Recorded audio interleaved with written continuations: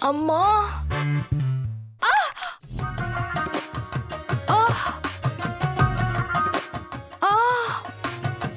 చూడు, ఏదైనా పనులు చేయాలంటే నాతో చేయించుకో, కాదనట్లేదు. కానీ నన్నేదోలా ఇబ్బంది పెట్టాలని చూస్తే మాత్రం రిజల్ట్ ఇలాగే ఉంటుంది. అర్థమైందా ఆడపడుచు గారు? బయలుదేరండి. ఓసి మెడలు జాగ్రత్త. సారీ బామ్మగారు. నువ్వెందుకే సారీ చెప్తావు? అది కావాలని చేసింది, అందుకే దానికి తిక్క బాగా కుదిర్చావు. ఇదిగో, ఈ ఇంట్లో వాళ్ళకి రోగం కుదరాలి అంటే నువ్వే కరెక్ట్. నువ్వు కోడలివైతే ఒక్కొక్కరి తిక్క కుదురుతుంది. నువ్వు ఏమాత్రం మెతగ్గా ఉన్నా నిన్ను ఆడించేస్తారు. వాళ్ల సంగతి తర్వాత చూసుకుంటావని నాకు నమ్మకం ఉంది, కానీ ఆ చంటిని అక్షితని కూడా కాస్త చూడవే. అక్షిత చంటి ఎడమొహంగా ఉన్నట్టు నాకనిపిస్తుంది. అదేం లేదు బామ్మగారు. అయినా నా చెల్లెల జీవితం కన్నా నాకేదీ ఇంపార్టెంట్ కాదు. అవన్నీ నేను చూసుకుంటాను కదా. సరేలేవే, వీళ్ళందరికంటే ముందు నా మనవడి సంగతి చూడు. అసలే వాడు నీ మీద కోపంగా ఉన్నాడు.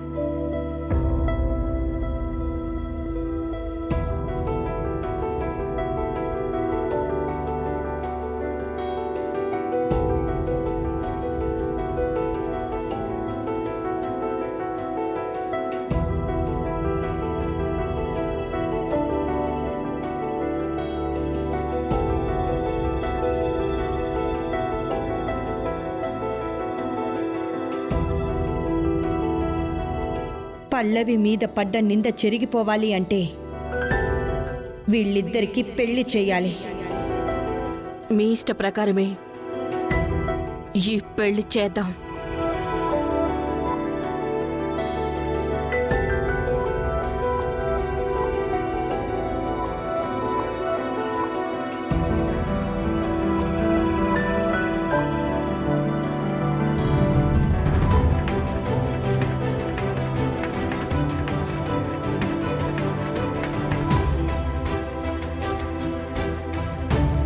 ఈ పల్లవి వల్ల కాన్సన్ట్రేట్ చేయలేకపోతున్నాను.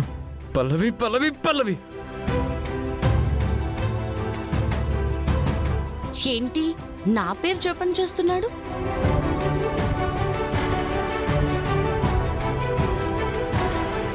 ఏంటి నా పేరు తలుచుకుంటున్నావు? హా? నీ వల్ల నా జీవితం ఎంత నాశనమైందో తెలుసుకొని ఏడుస్తున్నాను. ఓ, అయితే కోపంతో తలుచుకున్నావన్నమాట. నేనింకా ప్రేమతో ఏమో అనుకున్నాను.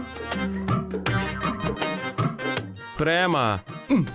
గిటార్ తీసుకుని బుర్ర పగలు కొట్టేస్తాను. ఎందుకంత కోపం? కోపం కాక నీ వల్ల అసలు నేను మ్యూజిక్ మీద కాన్సన్ట్రేట్ చేయలేకపోతున్నాను.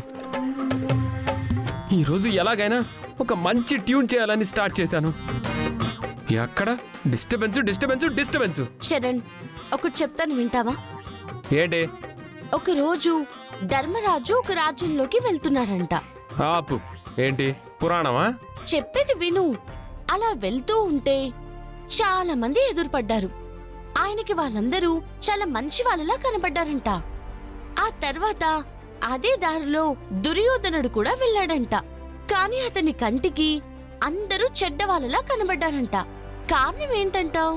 ఏముంది, ధర్మరాజు వెళ్ళేటప్పుడు మంచి వాళ్ళు ఎదురై ఉంటారు, దుర్యోధనుడు వెళ్ళేటప్పుడు చెడ్డ వాళ్ళు ఎదురై ఉంటారు. కాదు, ధర్మరాజు ఎప్పుడూ మంచి మనసుతో ఆలోచిస్తాడు కాబట్టి ఎప్పుడూ అందరూ మంచి వాళ్ళలా కనబడతారు.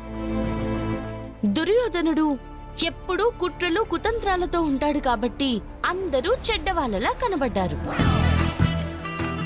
లోపం జనాల్లో లేదు, చూసే మనసులో ఉంది. అంటే ఏంటి, నేను దుర్యోధనుడిలాగా చెడ్డోని అంటున్నావా? ఓ, నీకలా అర్థమైందా? ఎప్పుడూ జరిగిపోయిన దాని గురించి ఆలోచించకూడదు. జరగబోయే దాని గురించి ముందే ఆలోచించుకుని భయపడకూడదు. ప్రస్తుతం ఏంటి అన్న దాని మీద దృష్టి పెడితే ఎలాంటి డిస్టర్బెన్స్ ఉండదు. మంచి ట్యూన్ రావాలని దాని గురించి ఆలోచిస్తూ ప్లే చేసావనుకో, ఏ డిస్టర్బెన్స్ ఉండదు. కాన్సంట్రేషన్ అదే కుదురుతుంది.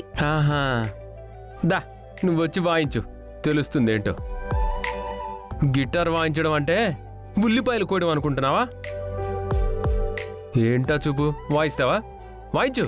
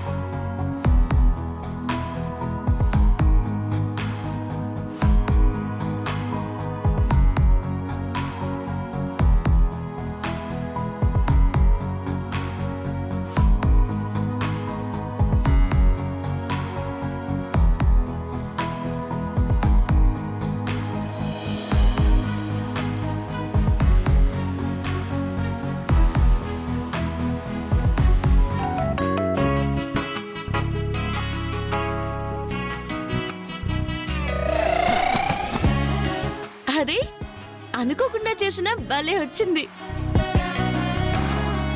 ట్యూన్ బాగుంది కదా? ఏడ్చినట్టుంది.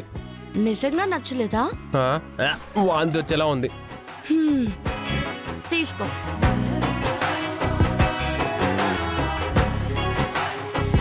ఈ తింగర్ది అనుకోకుండా వాయించిన భలే ట్యూన్ ఇచ్చిందే.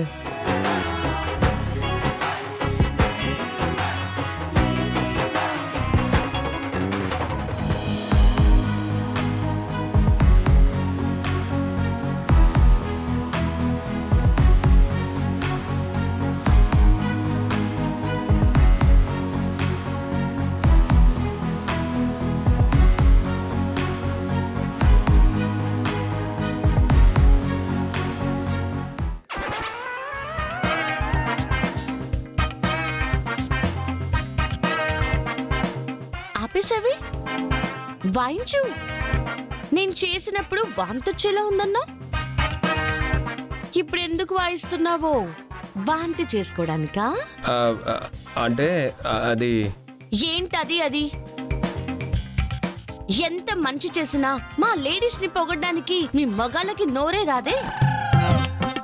మీ మగాళ్ళందరూ మా ఆడవాళ్ళందరినీ ప్రతి విషయంలో తొక్కేస్తున్నారు. హలో, మీ ఆడవాళ్ళని మగాళ్ళు తొక్కేయడం కాదు, అది పాతకాలం మాట.